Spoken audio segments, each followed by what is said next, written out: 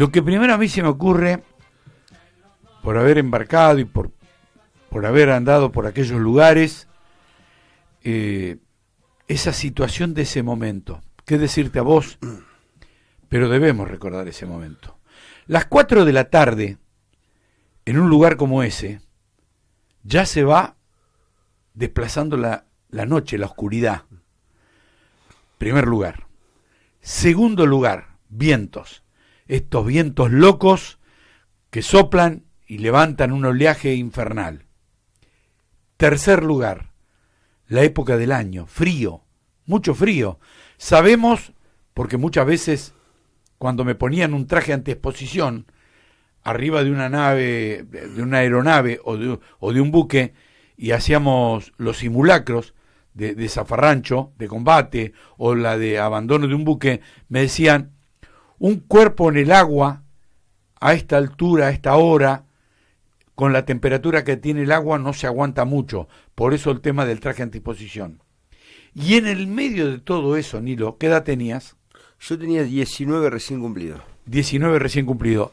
¿Ya habías embarcado en algún otro tipo de buque antes de hacer el...? Sí, había embarcado en el año 1981 y yo hice el curso en Puerto Belgrano y embarcamos toda la promoción nuestra en distintos buques de la Armada y me tocó hacer el UNITAS, el operativo en conjunto con la Armada de Estados Unidos, a bordo del destructor Hércules, que era un buque prácticamente nuevo, ¿viste? Modelo 78 era el Hércules. Así que yo navegué en el 78 en el Hércules, en la primavera, y después finales de noviembre, primeros días de diciembre, cuando finalizó nuestro curso, embarqué en el General Belgrano y hicimos la navegación del verano del 82 a Puerto Madryn, Ushuaia, Punta del Este, una navegación de 22 días. Recién me traes muchos recuerdos, Nilo. Mi primer UNITA fue en el año 69.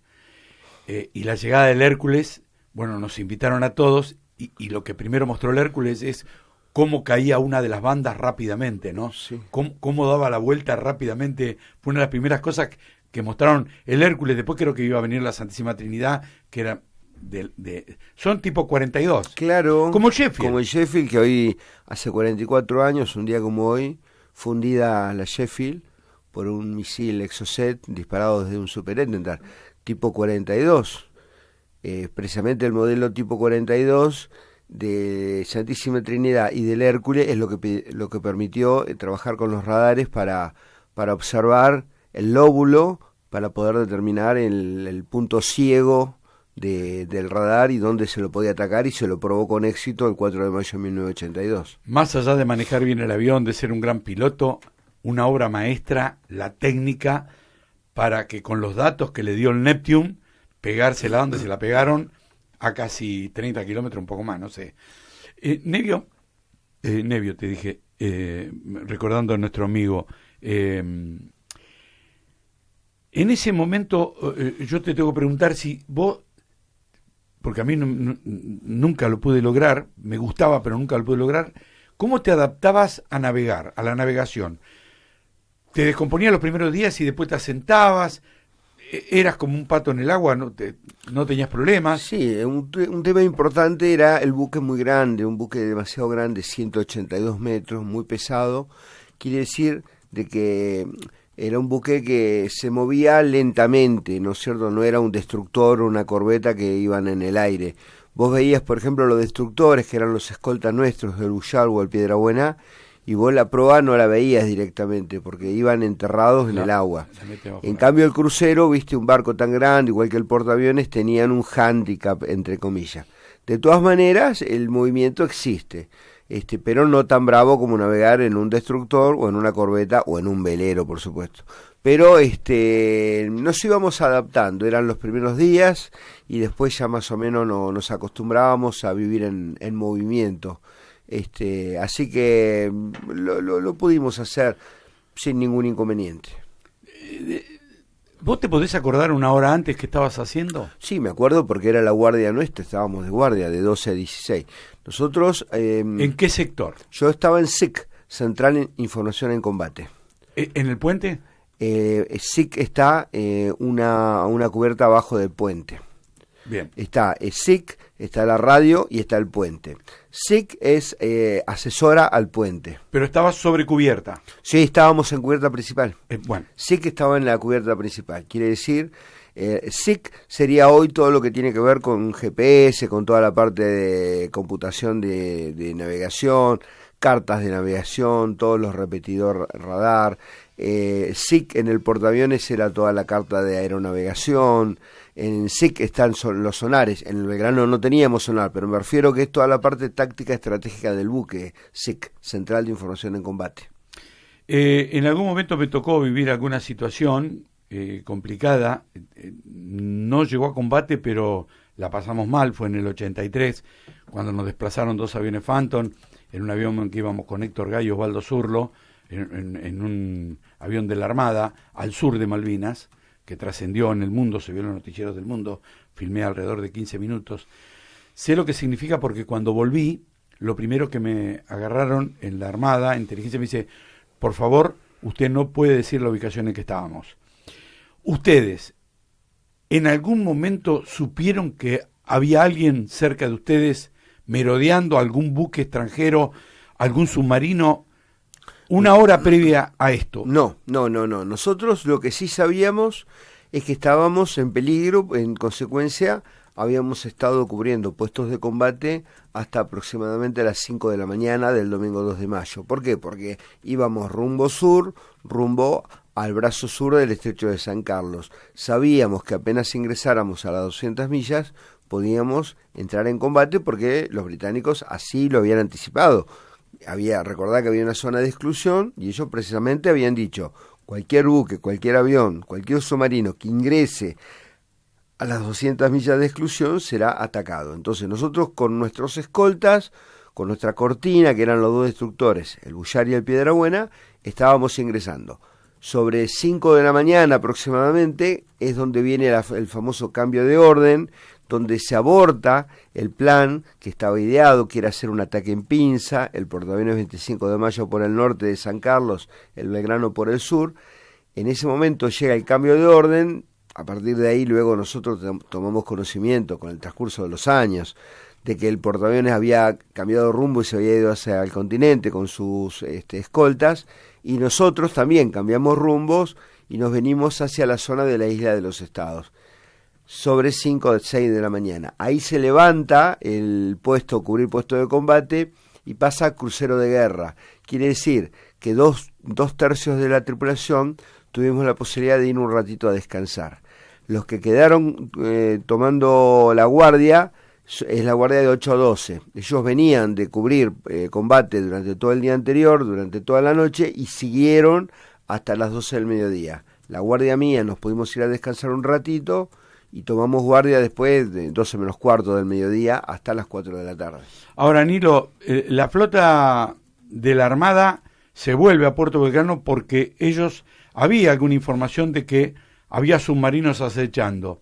En el crucero Belgrano no pensaron en algún momento que algo de esto, algún indicio o algo, ¿no? Sí, indicios había, porque bueno, recordá que nosotros cuando zarpamos el 16 de abril, yo voy hilando un poquito. El otro día en una de las plazas dije algo. El día que zarpamos no faltó nadie. Y digo, no es un detalle menor. ¿Sabes por qué? Porque cuando zarpó la flota, el 28 de marzo, la flota zarpó hacia el Teatro de Operaciones Malvinas sin saber a dónde iban. A los tripulantes los subieron a todos y zarparon pensando la mayoría de que iban a hacer ejercitaciones. Cuando estaban navegando, a 2 días de navegación, le dijeron de que estaban rumbo a Malvinas. Pero el Belgrano fue distinto, porque nosotros el 2 de abril estábamos en el muelle de Puerto Belgrano, ya sabíamos que estábamos en conflicto.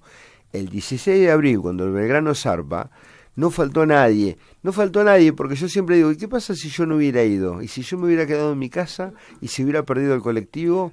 Nosotros perdimos un periodista. Hubo un periodista que fue a la base aeronaval Comandante Espora para ir hacia Ushuaia, y cuando llegó tenía que ir en el avión con bombas y con medicamentos. Dijo, no, esto no es para mí. Se volvió, yo lo reemplacé, me tocó ir a mí, claro, llevaba saco de muertos, era Claro, realmente... claro. hay que... No. Nunca te puede superar el momento al periodista, ¿no? Y no. Porque se encuentra en el medio de esto y... pero digo... Es interesante comentarlo. Es muy bueno lo que vos decís. Alguno podía haber dicho, no me presento. O sea, el tema es el Ya siguiente. estaban en guerra. Recordá que era todo obligatorio, no era que yo decía no iba y no iba. Pero yo ponerlo en contexto, supone que yo a la mañana no hubiera llegado, por lo que fuera. El buque no me espera, el buque zarpa porque el buque necesita la marea para salir, está toda la maniobra.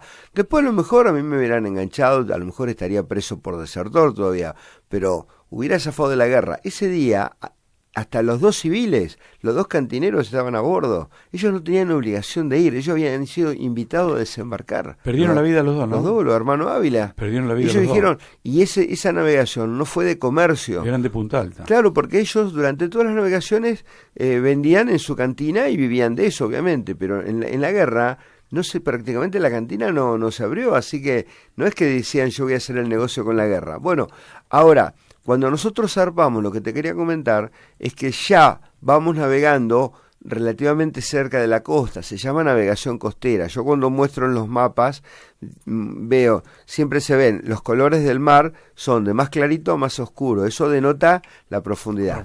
El Belgrano va navegando en una zona relativamente costera por varios motivos. Uno de los motivos es protegerse de la eventual amenaza submarina. Quiere decir que la amenaza estaba, vos no sabés, el submarino no sabe dónde está, pero vos ya sabías que ellos habían zarpado de distintas bases del mundo su submarino, qué sé yo dónde Pero está. nadie pensó que fuera nuclear.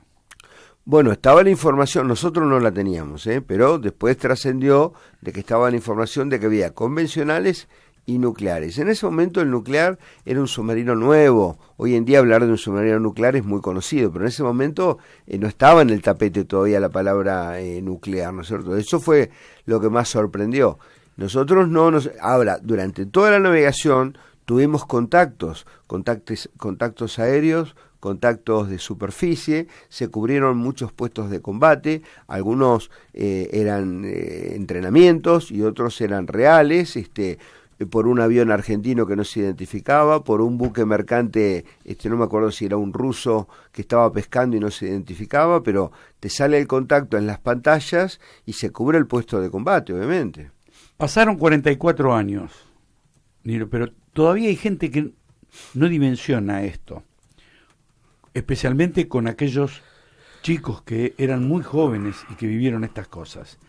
Describime lo que te acuerdes y como te acuerdes, lo mejor que te acuerdes, el momento del impacto.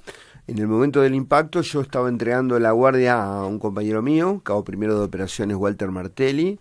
Le estaba entregando la guardia. Nosotros cubríamos guardia en repetidores de radar y en la carta de navegación. El piloto geográfico que se llamaba, ¿no? Era todo manual en ese momento. Hoy en día se maneja todo por un GPS, o por una computadora, pero ahí era todo. El buque era un buque manual, todo a manito, era todo cabeza. Entonces yo estaba marcando en la carta de navegación el lugar, la latitud y la longitud donde estábamos a las 4 de la tarde. El comandante Bonzo, en el libro 1093 tripulantes, describe, el cabo primero de operaciones Nilo Nava, a las 4 de la tarde, está marcando el punto geográfico, va describiendo la función de cada uno en cada parte en cada rol del barco. Yo le estoy entregando la guardia a mi compañero cuando se produce el impacto. El buque rápidamente se oscurece. No, fue impresionante. Una cosa... ¿Cómo es? ¿Un rayo? Es una explosión es. No, es una cosa impresionante. El buque se mueve. Nada, fue un cimbronazo tremendo. El barco en un segundo se detiene, se paran las máquinas, se apaga la luz, nos caemos todos porque el barco... ¿Ya estaba oscuro? No, eran las 4 de la tarde, pero... Penumbra. Las 4 de la tarde es como si acá en invierno, suponete, fueran las 6:30, 7 de la tarde. Ya viste que es atardecer prácticamente. Así que fue un golpe tremendo, el barco se frena de golpe, se pone de costado inmediatamente, nos caemos todos, rodamos, pero un golpe y una explosión impresionante. Nadie entiende qué está pasando, creo que es ahí donde un cabo principal dice torpedo. Yo escucho una voz de que alguien dice que era un torpedo. Nos estamos levantando de la sorpresa como podemos, agarrándonos de donde todo oscuro, rodamos cuando nos estamos levantando viene el segundo impacto. Inmediatamente, prácticamente un minuto después vino el segundo impacto, también tremendo, una explosión impresionante, y bueno, después de ahí ya fue todo un poco, dentro de todo mucha confusión, y dentro de la confusión algún tipo de ordenamiento para poder salir de ese lugar donde estábamos.